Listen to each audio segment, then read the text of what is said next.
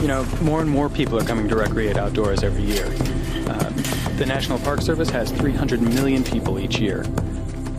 If those people were to leave a trace of their visit, the impact of the land would be enormous. We're leaving such a mark on the land. The integrity of the wildlands is compromised. Because my responsibility, basically, is also to be a steward of the land, the places that I enjoy, too.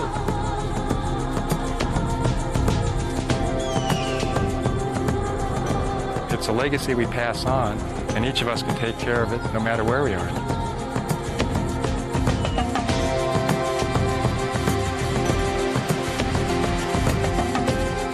It's an ethic or an attitude you have towards your surroundings and how you take care of it. Part of it is having a passion for the wilderness and the backcountry.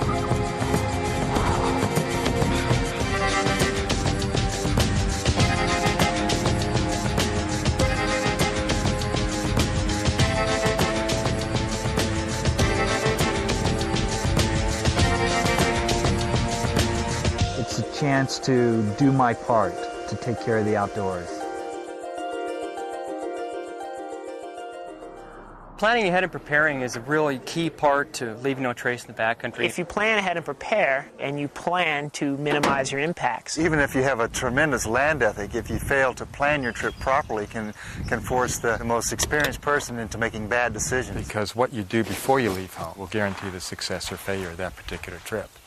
When you're traveling in the backcountry, it's very important that you're aware of your surroundings and what you're hiking on. Whether you're canoeing or backpacking or walking up a trail, you're going to be interfacing with the ground, and that can have some trampling potential. Vegetation in many of our areas is getting hammered. Impacts in the outdoors are individual and they're cumulative. It's not just their footprint, but it's the thousands of prints that will come after them. We can have a lot of trampling effect where we camp.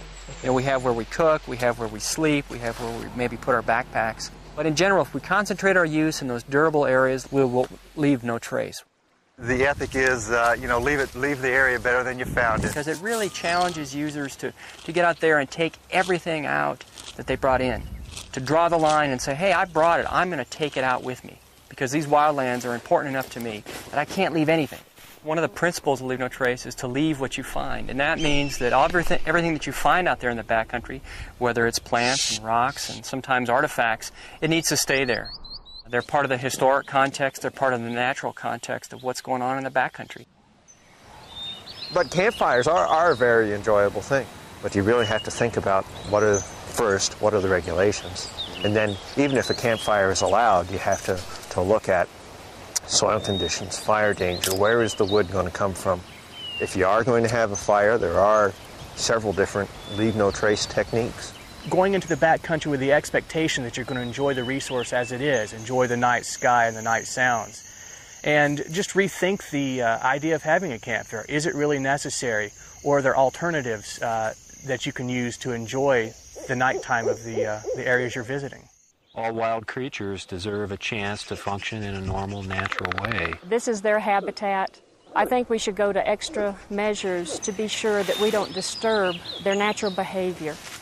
We need to be conscious of our sound, of our visibility. Most people, when they go in the outdoors, don't do it to see a bunch of folks. So to the degree that you can be unobtrusive, to the degree that you can get out of sight of other people and out of sound, that helps us all enjoy the backcountry without the knowledge and the appearance that there are a whole lot of folks visiting at any one time. Backcountry is pretty real. That's one of the neat things about it. The consequences of our actions are very real. And that's where Leave No Trace comes in. It tries to heighten an ethic.